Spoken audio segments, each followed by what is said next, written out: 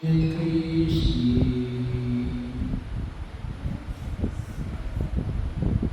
Deo gratia, bahagyo, tayo ngayon sa panghuling linggo na muling pagkabuhay ng ating Panginoong Jesucristo. At patuloy nawa tayo aliwanagan ng ilaw ni Kristo. Ano yung ibig sabihin? Lumen Cristo. Lumen Christi. Liwanag ni Kristo. Ano nga patuloy tayo magpasalamat sa mga biyayang ipinagkakaloob ng liwanag na ito. Kaya nga, bahagyo na makita natin na yung sa Ebanghelyo yung pinamamanig sa atin. Yung unang bahagi o yung makakita kapag tayo ay naglilibing ng pagkain. Palagi natin binabanggit yun. Huwag kayong mabalisa.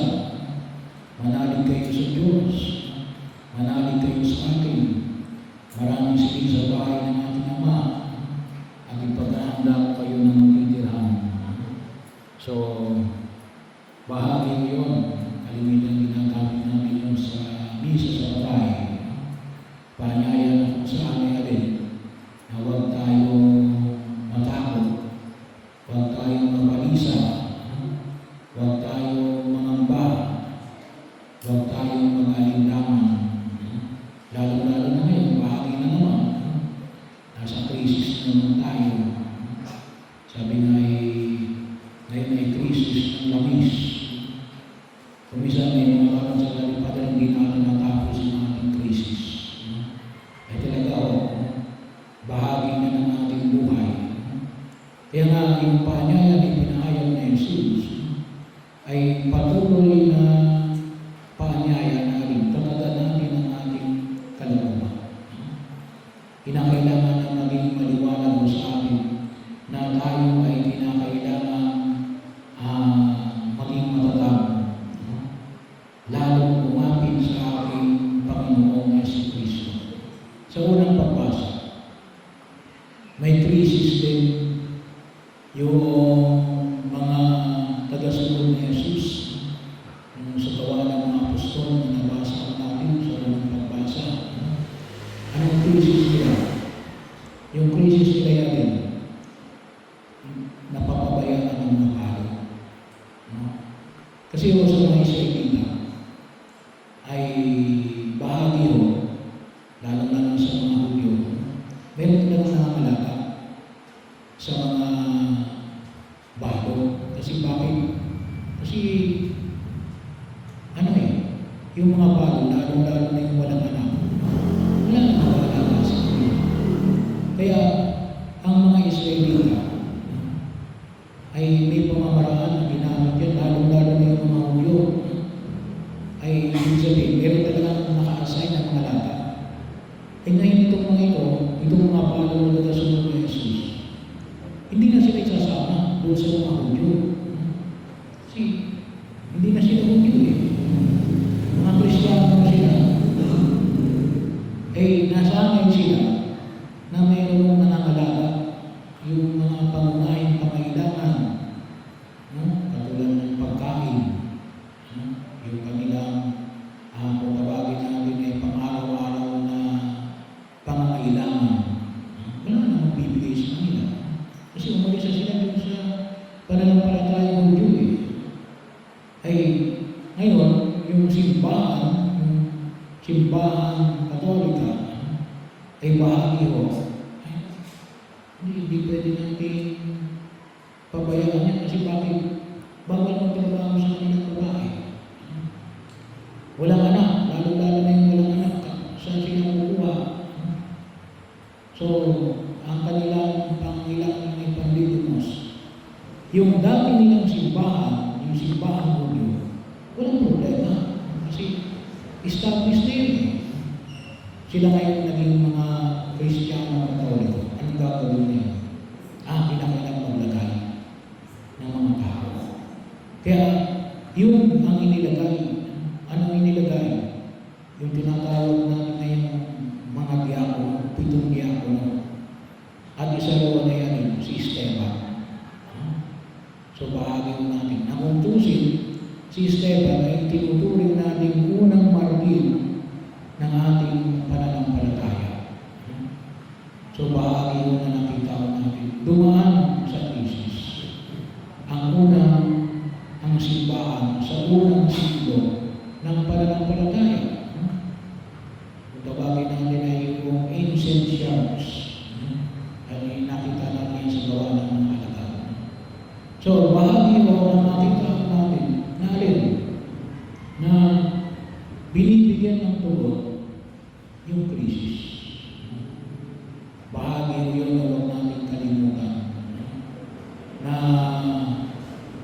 talagang hindi mo maiwasan na dumarating ang mga krisis sa buhay. Pero may hindi lang tayo magtiwala na alin na kinakailangan din natin tugunin yung mga hamon na yan.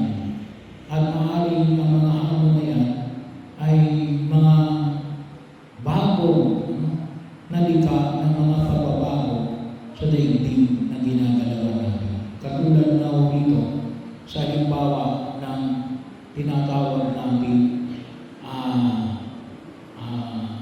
mga bago bilang mga Kristiyano.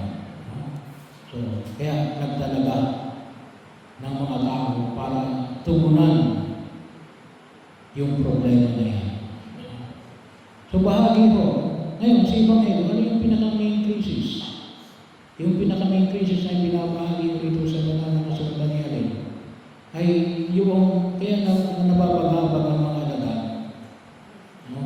Sila ay natatakot. Bakit? Kasi ikalimang linggo na aakyat na si Jesus sa langit. No? So, iiwanan na niya yung kanyang mga alagad. So, kaya yung kanyang mga alagad ay hindi mapakali. Paano na kami? Bahagi yun ng kanilang agam-agam bilang mga tagasunod ng ating Panginoon Yesu Cristo. At ano yung hamon na ipinapanganig sa buong ikapag? Na ipinahayag ng Jesus natin na katulad ng tugon niya kay Felipe. Anong sabi niya kay Felipe? Yung dalawang bahagi na ipinamamanig niya. Pagbilang pagpapatuloy natin, ako ang daan, ang katotohanan, at ang buhay. Bakit? Ako at ang Ama ay isa.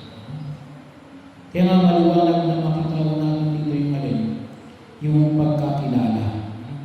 Hindi mo pa ako ng kilala, Felipe. Na, kasi anong sabi ni Felipe? Na ipakita mo lang sa amin, Ama, masisiyahan na kami. Yun yung request ni Felipe. Anong sabi ni Jesus? Kasi hindi niya nakita niya rin, ako at ang Ama ay isa. Kung nakita mo ako, nakita mo na rin yung Ama. Bahagi ng pagkilos na pinaalala. Kaya, napakahalaga ko yung pagkakilala. Pagkakilala. Sabi ng kumisa, may nagtanong siya, bakit kilala mo ba ito? Sabi ko, hindi. Nakikita mo yan. Maaari nga nakikita ko. Pero hindi ko nakikilala. Kaya, para masabi natin na nakilala, ay nakausap. Dapat nakakausap natin para doon mo talagang makikilala. Bahagi ko yun. Sabi nga natin, gaano katagal na dapat nasabi natin na makakilala kasi kuminsan na yung mag-asawa, matagal ng magkasama, matagal ng mag-asawa, kuminsan sinasabi pa, parang hindi kita kilala. Bahagi yun. Ngayon, kapag pinag-usapan natin si Felipe at si Jesus, ilang taon nagsama ang mga alagad? May alam ba ninyo kung ilang taon nagsama ang mga alagad ni Jesus at si Jesus? Wala. 3 years. 3 years na. Pero araw-araw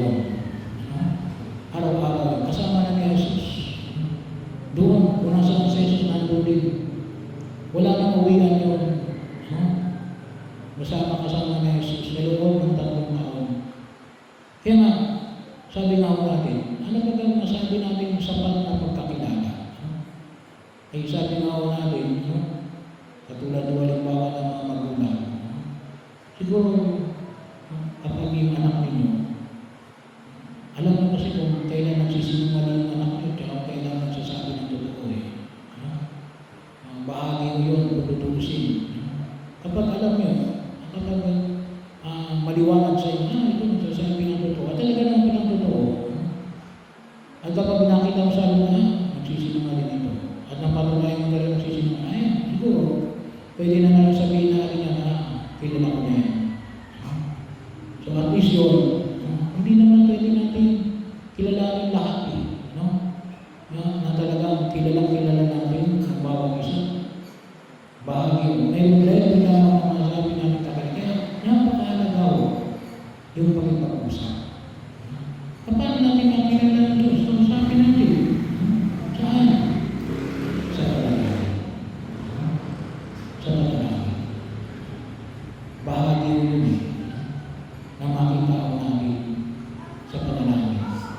Kaya mga kung tutusin, ito rin ay tumutulong sa gawain ng isang mabuting Hudyo o mabuting Kristiyano. Kasi parang kasi sa isang mabuting Hudyo, ano yung ang gawain ng isang mabuting Hudyo? Nananalangin. Nag-aayuno at tawag-tawag. So yung usapin ng mga bago, tawang gawain eh. Kaya bahagi yun ng pagkilos. Pero mahalaga rin ang makita natin yung kahalagaan ng panalangin at yung paghahandog ng sarili. Pagkasakripisyo, tulad na yun, init. Parang sinisilaban ka. Tapos, nagulat ko pa damit ko. So, pero anong mga ialay natin sa Diyos? Napakahalaga yung paghahandog sa Diyos. Ano yan eh? Bahagi yung di pagkaayun mo rin. Na pagkakataon na kung saan yung makita ko natin. At sa pamamagitan nito, sabi nga natin, makilala natin yung presensya ng Diyos sa gitna natin. Makilala natin yung presensya ng Diyos sa gitna natin. Kung isa na rin, kung isa nakakalungkot, bakit? Mas nakikilala pa natin yung presensya ng demonyo. Kasi kung sinabi demonyo ka, mabuti nakita mo pa yung demonyo. Nakita mo pa yung demonyo sa asawa mo, sa mga anak mo. Pero kung isa yung presensya ng Diyos, hindi natin nakikita. Yun ang sinasabi ni Jesus. Kaya kapag nakikita natin yung presensya ng Diyos, tama yung sinabi ni Jesus. Huwag kayong makatakot.